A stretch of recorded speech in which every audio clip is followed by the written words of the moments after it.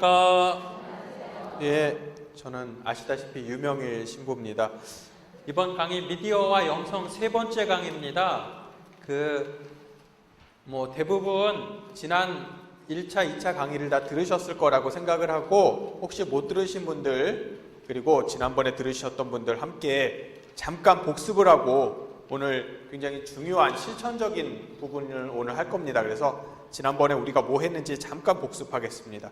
지난 강좌 때 우리는 미디어 과의존 예방교육 대원칙을 몇 가지 배웠어요. 오늘날은 중독이라는 말을 잘 안 쓴다 그랬어요. 그죠? 중독이라는 말은 너무 이제 심각한 상태가 되어버려서 그 치료받는 사람이 이 말을 들으면 굉장히 기분 나빠하고 그 가족들에게도 아픔이 되는 단어이기 때문에 요즘에 상담이나 그 병원에서는 중독이라는 말보다는 과의존이라는 말로 대체해서 쓰는 추세입니다. 미디어 과의존 예방교육 대원칙, 우리 지난번에 첫 번째로 배운 건 우선은 지혜롭고 영성적인 자세로 뉴미디어 과의존에 대응해야 된다 그랬어요. 그러면서 우리가 했던 말이 뭐냐면 예수님의 교육법을 우리는 늘 기억해야 된다. 예수님의 교육법이 뭐예요? 예수님은 항상 우리랑 눈을 맞추신다 그랬죠. 눈높이 교육. 아이들과 같은 눈높이, 아이들의 자리, 아이들의 마음을 가지고 바라볼 줄 알아야 합니다. 그냥 나는 이미 어른이고 너희들보다 나이도 많고 많이 배웠으니까 내가 하는 말을 들어 라고 일방적으로 할 때 아이는 오히려 반발하기 쉽습니다. 교육이라는 거는요, 절대 일방통행이 아니에요. 아무리 좋은 선생님이 앞에 있어도 아이가 들으려 하지 않아요. 귀를 막으면 교육은 되지 않습니다. 반대로 아이가 천재야, 아이가 영재예요, 너무 똑똑해요. 근데 앞에 있는 선생님이 아이를 가르칠 마음이 없거나 능력이 안 돼. 그러면 아이는 그 영재의 기질을 꽃피울 수 없어요. 교육이라는 건 늘 쌍방통행이에요. 선생님과 아이, 부모와 아이 사이에서 교육이 일어납니다. 그러니까 부모가 지혜롭게 준비가 되어 있고 예수님의 마음, 예수님의 지혜로 아이에게 다가갈 때 아이 역시도 자신 안에 가진 능력을, 재능을 꽃피울 수 있고 좋은 아이로 성장합니다. 자, 우리 예방교육 대원칙 두 번째는 그들의 상황을 잘 이해하라는 거였어요.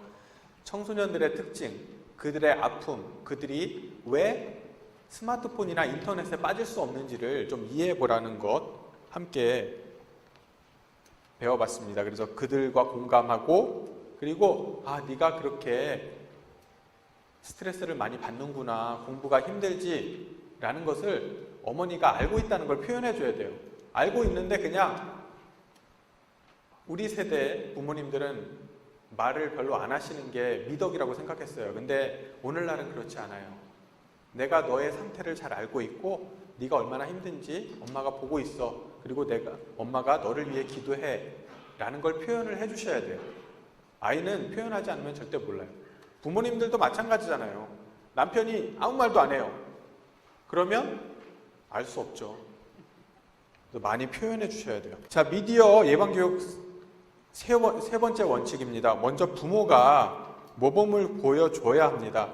아이들은요, 잘 노는 방법을 잘 몰라요. 그래서 어렸을 때부터 부모님이 뽀로로나 봐 라고 스마트폰을 주면 아이는 그때부터 이미 미디어 과의존, 중독으로 빠지는 지름길에 들어선 겁니다. 부모 때문에. 아이가 울면 과자를 주던 떡을 주든 함께 놀던 해야죠. 그런데 스마트폰을 주면 정말 위험합니다. 어리면 어릴수록 금세 스마트폰에 빠지고 위험한 상태가 됩니다. 잘 노는 법, 어떻게 노는 게 잘 노는지, 보통 우리는요, 일반적으로 사람들은 호모 루덴스라고 불립니다. 그게 뜻이 뭐냐면 인간은 놀이를 하면서 배운다. 부모님들 어릴 때 생각해 보세요. 우리가 언제 인간관계를 배웠나? 우리는 어렸을 때 도둑잡기 하고 비석치기 하고 지렁이 가이상 이런 거 하면서 오재미 던지기 하면서 인간관계를 배웠고 몸도 튼튼해졌어요. 그죠? 오늘날 아이들은 노는 방법이 시극히 단순해요. 컴퓨터, 스마트폰, 게임방. 노는 방법을 몰라요. 그러니까 부모님들이 어렸을 때부터 잘 노는 방법을 알려주셔야 돼요. 그러려면 부모님이 함께 놀아야죠. 그래서 요즘 젊은 부모들은 아이들과 여행을 많이 갑니다. 이거 굉장히 좋은 방법이에요. 근데 그만큼의 여유가 없으시면 가까운데 우리 특히 서울 같은 데는 문화 체험을 할 수 있는 곳이 너무 많아요. 우리 주위에만 봐도 당장 살레시오에만 와도 이렇게 운동장도 있고 실내 체육관도 있고 미디어 학교도 있고 행사도 많이 하잖아요. 이런 것을 바쁘고 몸이 지치더라도 아이를 위해서, 아이가 제일 중요합니다. 아이를 위해서 기꺼이 시간과 우리의 노력을 투자하셔야 합니다. 그래서 잘 놀 수 있는 아이로 키우셔야 합니다. 가장 보기 싫은 모습, 가장 피해야 될 모습, 밥상에서 스마트폰 쓰는 거. 이거 절대 하면 안 돼요. 아이들을 만나는 시간 언제예요? 밥 먹을 때예요. 밥 먹을 때. 밥 먹을 때 빼놓고 아이들 만날 시간이 없어요. 애들은 항상 학교가 있어요. 그죠? 저도 집에 이렇게 휴가를 가보면 부모님이랑 얼굴을 마주보고 얘기할 수 있는 시간은 밥 먹을 때밖에 없어요. 뭐 어머니랑 미사하면은 저 혼자 얘기하잖아요. 그죠? 그리고 아버지랑 낚시를 가면 낚싯대만 바라보고 있어요. 우리가 깊은 얘기를 할 수 있는 시간은 딱 밥 먹을 때밖에 없어요. 그런데 밥 먹을 때 스마트폰을 가지고 온다? 이거는 우선은 대화의 자세가 안 돼 있는 거예요. 그리고 대화할 마음이 없다는 거예요. 나는 엄마 아빠랑 얘기하는 게 불편해. 하기 싫어. 혹은 엄마 아빠랑 말이 안 통해. 혹은 스마트폰이 엄마 아빠보다 더 좋아. 이때는 분명하게 표현해 주셔야 돼요. 아이를 나무라기보다 우리 딸은 엄마랑 얘기하는 게 스마트폰 하는 것보다 더 좋은 사람이면 좋겠어. 엄마는 그렇게 느껴. 라고 엄마를 표현해 줘야 돼요. 아이를 욕하거나 화를 내기보다는 엄마가 바라는 것. 엄마는 우리 딸 아들이랑 같이 얘기하면서 얼굴 보면서 밥 먹으면 정말 좋겠어. 라고 얘기해 주셔야 돼요. 자, 이제 오늘 본격적으로 마지막 강의 한번 들어가 보겠습니다. 오늘의 요점은요, 왜 아이들이 이렇게 미디어, 인터넷, 스마트폰에 빠질 수밖에 없는지 그 이유를 좀 살펴보겠습니다. 그리고 이렇게 빠지기 전에 어떻게 하면 예방할 수 있는지 이것을 배우고, 마지막으로 우리 종이 다 받으셨죠? 그 자가진단법 종이 있어요. 요거 가지고 한번 체크해 보시고 집에 가서 아이들과 함께 해보시라고 제가 드리는 겁니다. 요거까지 배우면 되겠습니다. 먼저 제가 만나본 아이들의 안타까운 사연을 알려드리겠습니다. 재작년입니다. 3년 전인데요. 이런 아이가 하나 있었어요. 중학교 3학년 아이입니다. 중학교 3학년 민희는 몇 달 전부터 반 친구들의 사이버 괴롭힘을 당하고 있습니다. 반 친구들은 민희가 사용하는 페이스북과 카카오 스토리 등의 악성 댓글을 달기 시작했고, 괴로워하던 민희는 자신이 가입했던 SNS, 카톡, 페이스북을 탈퇴했습니다. 어느 날 한 친구의 초대를 받아 전체 카톡방에 들어간 민희에게 아이들은 갑자기 욕설을 퍼붓기 시작했고, 수치심이 느껴지는 욕에 당황한 민희는 카톡을 멍하게 쳐다보기만 했습니다. 카톡 알림을 무음으로 만들고 핸드폰을 꺼놓아도 전원을 다시 켜면 친구들은 또다시 민희를 초청해서 욕설을 퍼부었습니다. 점점 컴퓨터와 휴대폰을 두려워하게 된 민희는 휴대폰 알람이 울리면 가슴이 두근거리고 두통이 발생하는 등 심각한 후유증을 앓게 되었습니다. 지속적인 사이버 왕따로 결국 민희는 학교를 그만두고 유학을 떠나고 말았습니다. 실제 있었던 일이고요.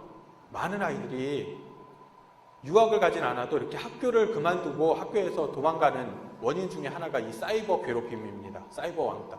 요즘은 학교 폭력이 굉장히 진화했어요. 그래서 아이를 그냥 빵 사오라고 시키거나 때리거나 여기서 머물지 않고 스마트폰을 이용해서 컴퓨터를 이용해서 괴롭힙니다.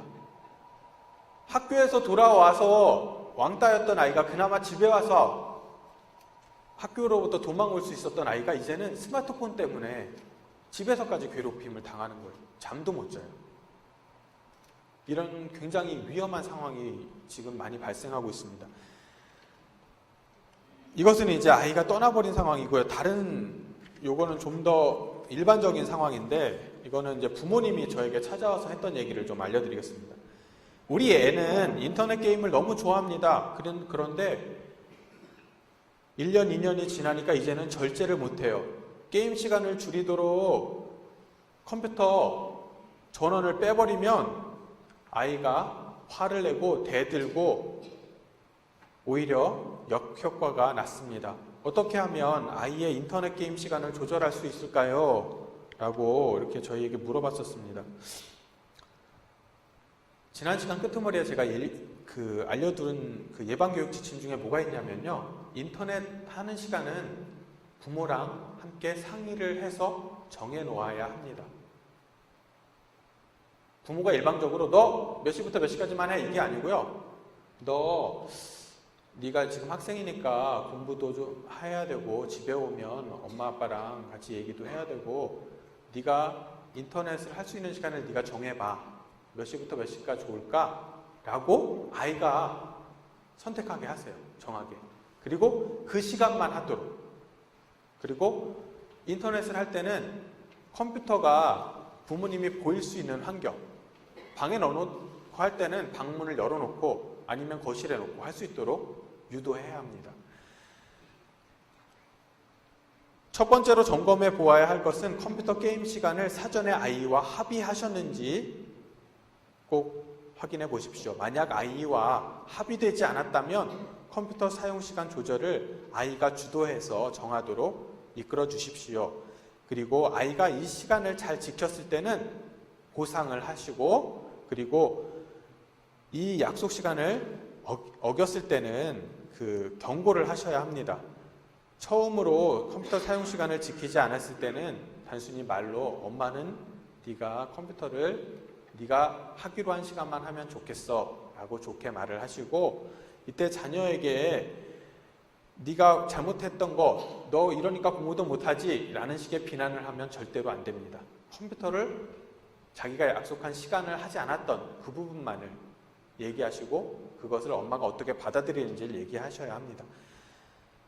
혹시 아이의 거부나 폭력성이 드러나면 당황하기보다 당황하시면 안 돼요. 그때 그리고 아빠가 아이에게 진다라는 아이고 너를 어쩔 수가 없구나 우리가 라는 것을 보여주시면 안 돼요. 부모님은 언제나 부모님입니다. 아이가 커도 아이가 힘이 세져도 부모님이기 때문에 평정심을 유지하시고 왜 너 그렇게 행동을 하는지 엄마한테 말로 좀 얘기해줘 라고 얘기를 하셔야 돼요. 분명하게. 엄마도 같이 화를 내고 싸우면 안 됩니다. 엄마는 절대로, 그리고 아버지는 절대로 평정심을 잃지 마시고, 매를 들면 당장은 아이가 말을 들지 몰라도 매는 아이를 변화시킬 수 없어요. 그리고 아이의 폭력성을 안으로부터 더 키우는 효과가 납니다. 그러니까 끝까지 좋게 말하세요. 인격적으로 대하시고. 그게 우리가 예수님을 닮은 방법, 예수님의 지혜로 가르치는 겁니다. 이런 노력들이 통하지 않으면 전문기관을 찾으세요. 우리 주위에 우리가 생각하는 것보다 많은 전문기관이 있어요. 여기 신길동만 해도 보람의 상담센터, 아이율 센터도 있고요. 수녀님들이 하는 상담센터도 있고요. 저희도 여기 2층에 상담센터가 있어요. 그리고 도모스코 센터에도 상담 선생님들이 있어요. 그래서 내가 안 되겠다. 도저히 내 힘을 벗어났다. 아이가 이제는 엄마 아빠의 말을 안 듣는다. 계속 컴퓨터만 하고 방에서도 맨날 잠도 안 자고 컴퓨터만 한다. 이러면 상담사에게 문의를 하셔야 합니다. 그대로 두면 알코올 중독, 마약 중독보다 더 무서운 상태가 됩니다. 이것은 제가 최근에 겪은 상황이고 아주 심각한데 부모님이 생각하는 것보다 훨씬 더 많은 상황이 하나 있어요. 이거는 잘 들으세요. 컴퓨터와 스마트폰으로 음란물을 보는 아이. 아이가 잠자는 줄 알고 있었는데 알고 보니까 컴퓨터로 음란물, 야동을 보고 있었습니다. 그래서 컴퓨터는 거실로 빼두었는데 이제는 스마트폰으로 이상한 걸 보는 것 같습니다. 밤에 잠도 안 자고 스마트폰을 보길래 게임을 하나 했더니 음란물을 보는 거였습니다. 스마트폰을 뺏을 수도 없고 어떻게 해야 할지 모르겠습니다. 이 스마트폰이 만하고 언제 어디든 가지고 다닐 수 있으니까 이걸로 음란물을 보는 친구들이 정말 많아요.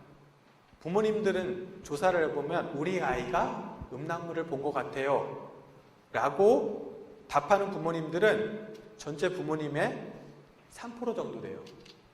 3.5%. 10명 중에 3명, 4명. 아니 100명 중에. 근데 실제로 아이들이 음란물을 보는 전체 청소년 비율은 15%가 넘어요. 10명 중에 1명, 2명. 특히 남학생들은 30%가 넘어요. 중학생만. 고등학교로 넘어가면 얘기하지 않겠습니다. 여러분이 상상하는 거 3배 이상입니다. 거의 다 봐요. 문제는요, 음란물을 보는 게 뭐 볼 수 있어요. 특히 남학생들은 이 성적 욕구가 사춘기를 지나면 갑자기 그 호르몬 분비가 평소보다 100배, 1000배 막 나와버려요. 이 제어가 안 돼요.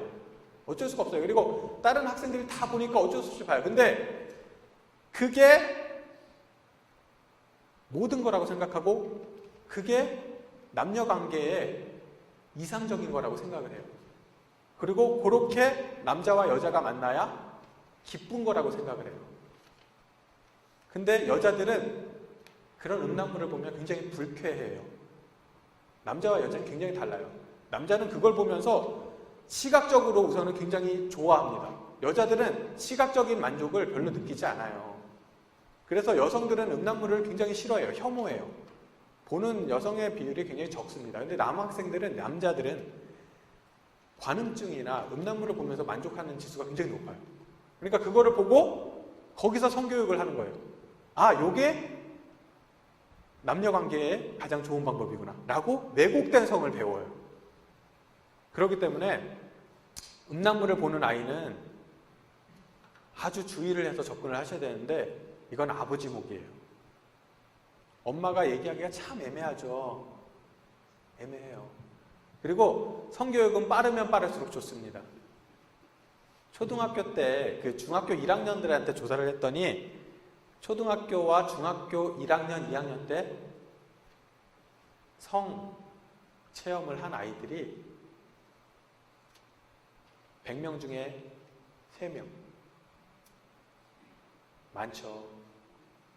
근데 이제 이 중학교를 넘어가면 고등학교가 되면 10% 정도. 굉장히 많아요.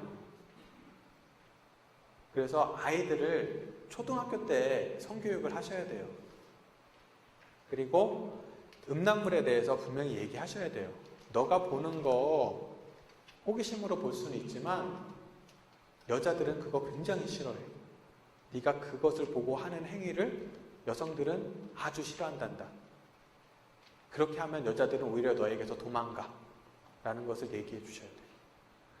왜곡된 성의식을 배우지 않도록 그렇게 잘 교육하십시오. 미디어 중독에 빠지는 이유에 대해서 좀 보겠습니다.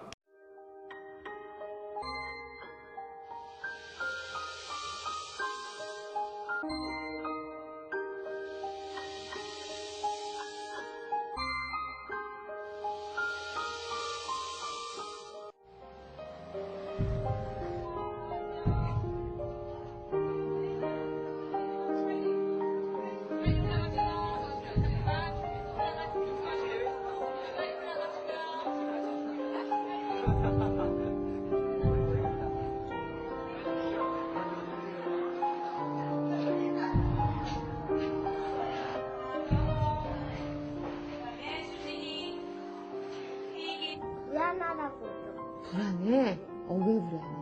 나요, 지금 위태위태한 거예요. 기운이 없구나.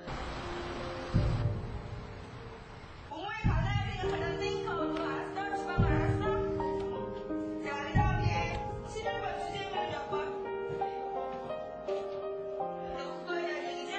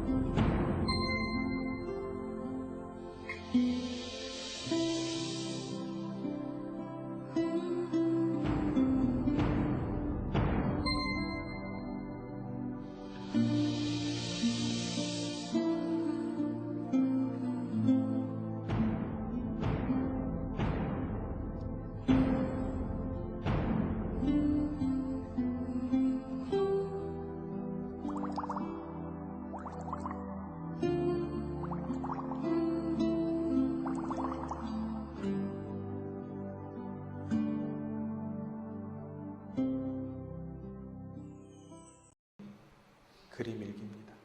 우리가 지난 시간에 배웠죠. 청소년 과의존 중독 위험 비율이 다른 연령층의 2배입니다. 왜 그러냐? 아이들이 자기가 하고 싶어서 하는 게 하나도 없어요. 하나도. 인간은요, 남녀노소를 불문하고 뭔가 나쁜 것에 빠지는 사람들은요, 첫 번째로 느끼는 게 좌절감과 고립감입니다. 무슨 얘기냐? 내가 할 수 있는 게 없을 때, 내 뜻대로 인생이 진행되지 않을 때, 부모님도 마찬가지고 아이들도 마찬가지예요. 내 뜻대로 되는 게 없을 때, 내가 할 수 있는 게 없을 때, 내 마음대로 할 수 있는 게 없을 때, 우리는 다른 무언가에 의존합니다. 특히 아이들은요, 공부 빼면 할 수 있는 게 없어요. 근데 공부하고 싶어서 하느냐? 아니에요. 사회가, 부모가 그 룰을 정해놨어요. 너네는 공부만 해야 돼. 다른 거 안 돼. 이건 아이의 선택이 아니에요. 근데 아이는 이 남들이 강요하는 굴레를 몇 살까지 해야 돼요? 저 지금도 대학 다니는데요. 물론 제 뜻대로 다닙니다만 평균 27살까지, 최소 20살까지 20년. 예전에는 8살부터 학교 갔잖아요. 요즘에는 몇 살부터 가요? 6살. 어린이집은 3살, 4살 때부터 가죠. 그때부터 배우는 거예요. 부모랑 일찍 떨어져서. 자신의 삶을 자기가 주도하지 못할 때 욕구불만, 고립감, 외로움, 좌절을 느낍니다. 그리고 인간은 자기가 하고 싶은 걸 할 수 있는 무언가를 찾아요. 특히 아이들은 스마트폰. 요것만 딱 손에 있으면 내 마음대로 다 할 수 있어요. 그죠? 게임 딱 키면 내가 주인공이야. 말했잖아요. 사춘기의 가장 큰 특징은 내 인생의 주인공이 나여야 되는 거예요. 모든 세상이 나를 중심으로 돌아야만 하는 거예요. 근데 현실에선 그게 안 돼요. 그럼 어디로 가요? 그게 되는 세상으로 가야 되는 거예요. 다른 선택은 없어요. 당연한 거죠. 아이들을 현실 세계에서 주인공으로 만드시려면 스마트폰을 뺏을 게 아니라 현실 세계에서 네가 하고 싶은 거 그거 하게 놔둬야 돼요. 게임 말고 다른 거. 어렸을 때부터. 솔직히 공부를 잘할 수 있는 아이는요, 제가 교육학만 10년 배웠어요. 공부를 잘할 수 있는 아이는요, 전체 아이 중에 15%, 20%가 안 돼요. 10명 중에 2명. 그 공부는요, 영어, 국어, 수학, 국영수, 요건데, 요거 말고 다른 거 잘할 수 있는 아이들은 80%. 다 각자가 잘할 수 있는 게 있어요. 이것을 우리는 다중지능 이론이라고 합니다. 국영수 요런 거, 요런 학습 지능이 있는 아이들, 요거 빼놓고 다른 아이들은요, 대인관계지능이나 운동지능, 예능지능, 예술지능, 언어지능, 요런 게 발달을 해요. 그걸 키우셔야 돼요. 그러려면 어렸을 때 잘 놀게 해야 돼요. 우리 아이가 뭘 잘하나? 그냥 학원만 드립다 보내고 학교만 드립다 보낸다고 해서 아이가 뭘 잘하는지 알 수가 없어요. 아이를 많이 놀게 하고 많이 아이랑 노십시오. 어렸을 때. 특히 손주, 손녀들. 그래서 얘가 공을 잘 차네? 운동을 잘하는 거죠. 얘가 말을 일찍 배우네? 그럼 일찌감치 언어를 가르치세요. 오히려. 그림을 잘 배우면 그림을 시키고, 춤을 잘 추면 가수 시키세요. 요새 가수가 서울대 나온 사람보다 더 성공하잖아요. 일찌감치 아이가 잘하는 걸 찾으십시오. 그리고 아이가 자기 인생을 주도하도록. 미디어 중독에 빠지는 이유 2번째는요. 부모님과의 갈등, 학교의 친구들과의 갈등, 선생님과 혹은 우리가 모르는 또 다른 관계. 아이들이 의외로요. 스마트폰이나 인터넷으로 우리가 모르는 사람을 굉장히 많이 만나요. 만나본 적도 없지만 얼굴도 모르지만 채팅으로 만나는. 특히 여학생들, 남학생들보다 여학생들이 인터넷 채팅으로 전혀 모르는 사람과 채팅을 하는 확률이 25%입니다. 중고등학생. 그러다가 혹은 원조교제에 빠지기도 해요. 정말 적은 확률로.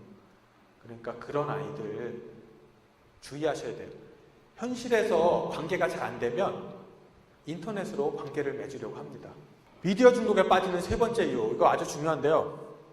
인터넷 콘텐츠, 게임의 그 자체의 문제예요. 특히 오늘날 게임은요, 하나 개발하는데 최소 얼마가 들까요? 스마트폰 게임은요, 돈 받고 하는 게임들 개발하는데 보통 120억 들어요. 컴퓨터 게임은요, 3배, 500억, 300억 이렇게 들어요. 요즘에 이제 우리 친구들이 제일 많이 하는 게임이, 컴퓨터 게임 중에는 오버워치라는 게임이 있어요. 오버워치. 이렇게 총으로 하는 게임이고 여럿이 함께 할 수 있는 게임이에요. 굉장히 재밌어요. 요거 때문에 학교 안 가고 밤새는 애들이 굉장히 많은데, 요 게임 만드는데 거의 우리나라 돈으로 800억. 근데 요거 1년이면 다 벌어요. 게임 하나로. 1년도 안 돼요. 이거 처음에 딱 팔기 시작하면 그 돈 다 벌어요. 그러니까 죽어라고 게임을 만드는 거예요. 만들기만 하면 돈을 버니까. 생각해보세요. 800억 들여서 만든 게임이 재미가 없을까요? 영화보다 훨씬 재밌어요.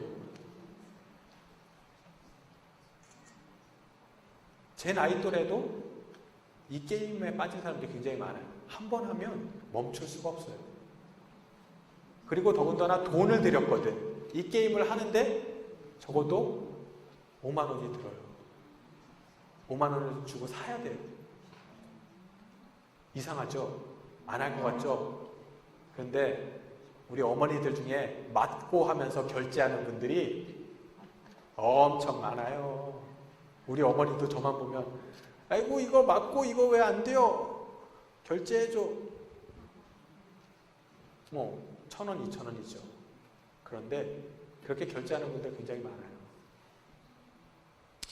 인터넷 콘텐츠는 굉장히 수준이 높아요. 그래서 한 번 하면 벗어나기가 참 어렵습니다.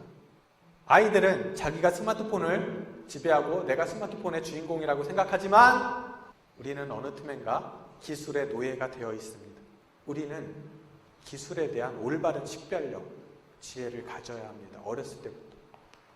이것을 우리가 기술을 통제할 수 있다 없다를 아는 사람, 생각해 본 사람과 생각해 보지 않고 끌려가는 사람은 전혀 달라요.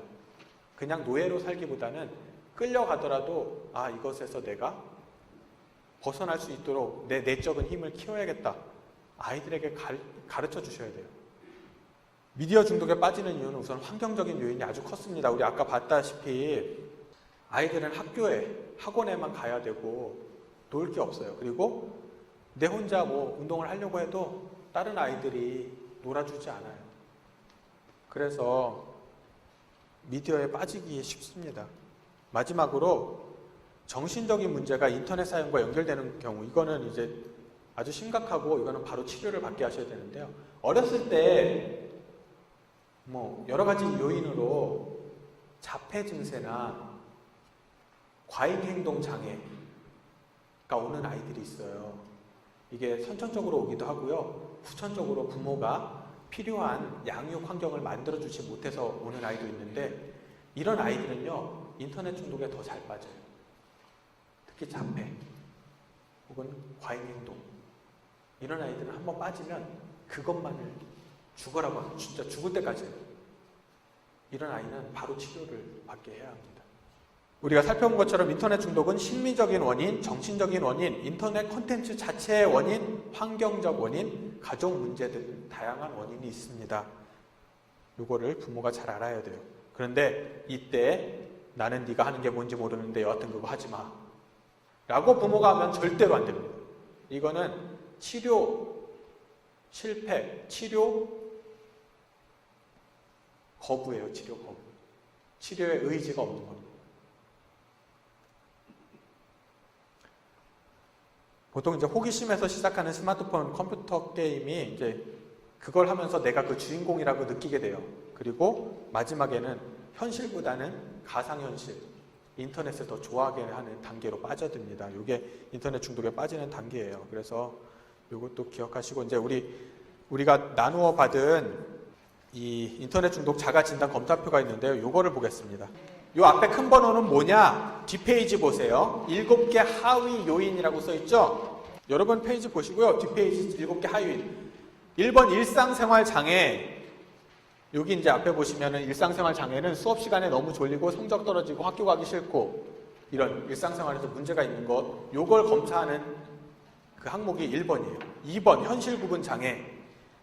이제 현실과 그 인터넷은 이제 구분을 못하는 단계가 됩니다. 많이 빠지면. 그리고 3번은 긍정적 기대, 4번 금단인데, 금단 앞에 보시면 금단은 누가 인터넷을 못하게 하면 짜증이 나서 못 견디는 그런 단계입니다. 이게 담배 피우다가 끊으면 막 아버지들 이렇게 되거든요. 이게 인터넷 중독도 똑같이 나타납니다. 그리고 가상적 대인관계, 아까 말했다시피 인터넷에서 만나는 그 채팅에서 만나는 사람을 현실보다 더 좋아하는 단계. 그리고 일탈행동과 내성이 있어요. 근데 이 내성은 하면 할수록 더 하고 싶어지는 거예요. 근데 이 내성과 금단이 인터넷 중독에 대표적으로 나타나고 위험한 그런 수준입니다. 이 K척도 문항을 좀 제가 보면서 설명을 해드릴게요. 자, 여러분이 가지고 계신 슬라이드가 이렇게 나와 있죠. 여기서 보시면 이제 이걸 가지고 가셔서 우선은 부모님이 먼저 해보세요. 그러시는 분들은 없겠지만 부모님이 혹시 빠졌을지도 모르니까. 그래서 이렇게 보시면 1번 인터넷 사용으로 인해 생활이 불규칙해졌다 이러면 저는 가끔 그럴 때가 있어요. 그러면 저는 여기다가 때때로 그렇다라고 체크를 할 겁니다. 요게 2점이에요. 2점. 그죠? 그 다음에 인터넷 사용으로 건강이 예전보다 나빠진 것 같다. 저는 안 그래요. 그럼 1번. 1점. 인터넷 사용으로 학교 성적이 떨어졌다. 가끔 그래요. 2점. 인터넷 사용을 너무해서 머리가 아프다. 아니다. 인터넷 하다가 계획한 일들을 제대로 못할 때가 있다. 자주 그렇다. 이런 식으로 합니다. 이래서 40번까지 다 체크를 하세요. 그리고 나서 1번부터 40번까지 체크한 부분 점수를 합하는 거예요. 요걸 합합니다. 그렇게 합하면 나중에 이렇게 검사를 할 수가 있는데요. 합해서 초등학생 같은 경우는 요 점수가 다 합했는데 94점 이상이 나왔다. 얘는 바로 상담소로 가야 돼. 그런데 80점 요 미만이다. 이러면은 좀 위험해요. 그러니까 부모님이 잘 얘기를 하셔야 돼요. 그 전보다 많이.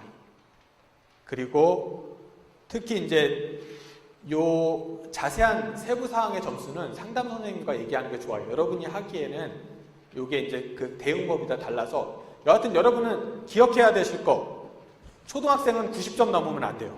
다 합쳐서. 중고등학생은 108점, 108 번뇌, 108점을 넘으면 안 돼요. 그리고 여기서 빼기 10점 해가지고 초등학생은 80점, 중고등학생은 90점, 아니 100점. 요거가 가까이 되면 이 아이는 상담을 받아야 된다. 부모랑 깊은 얘기를 해봐야 된다. 요거 꼭 읽어보시고요. 부모님이 먼저 한번 해보시고 아이들에게 주십시오. 요거 한번 체크해 보렴. 혹은 그 전에 뭐 엄마가 요거 받아왔는데 신부님 수녀님들한테 받아왔는데 요거 해보면 우리가 엄마가 너를 이해하는 데 도움이 많이 되고 너도 너 스스로를 한번 이렇게 체크해 보는데 점검해 보는데 도움이 될 거야. 요거 한번 해봐 라고 하세요. 여기 가시면 이 검사에 대한 해설을 받을 수가 있어요. 그리고 제일 아래 아이 윌 센터, 이것은 아이가 문제가 있으면 여기에 연락을 하시면 돼요. 여기 보라매도 있고요.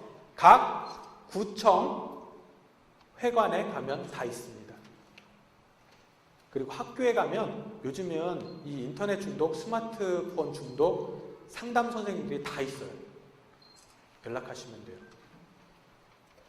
근데 여기 위험에 빠지면 그러니까 아이가 안 좋은 상태가 되면 이미 늦은 거예요. 그래서 미리미리 이런 얘기들을 많이 하셔야 돼요. 아이가 중독에 빠지기 전에 얘기를 많이 하셔야 되고 실질적으로 가장 도움이 되는 그 스마트폰 잘 쓰는 운동 요 영상 1분짜리인데 요거 하나만 보겠습니다.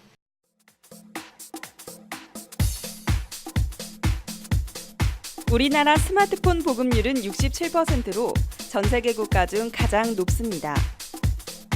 그러나 스마트폰이 확산되면서 그에 따른 폐해도 심각합니다. 특히 청소년들의 스마트폰 중독이 위험 수위를 넘어섰습니다. 올해 초 서울시가 발표한 스마트폰 중독 현황 조사 결과 청소년의 5.9%가 중독 사용군으로 나타났습니다. 중독 사용자는 평일 8시간, 주말 10시간 동안 스마트폰을 사용하고 우울증, 대인기피증, 학습장애 등 심각한 부작용을 나타냅니다. 서울시는 스마트폰 중독 예방을 위한 스마트폰 111 운동을 전개하고 있습니다. 스마트폰 111 운동은 일주일에 한 번 1시간, 스마트폰을 끄고 가족과 대화의 시간을 갖자는 것인데요. 아울러 등굣길 오프, 하굣길 온 운동, 스마트폰 에티켓5 선정 등 건전한 스마트폰 사용 문화 정착을 위해 다각도의 노력을 기울이고 있습니다. 스마트폰, 잠시 꺼두셔도 좋습니다.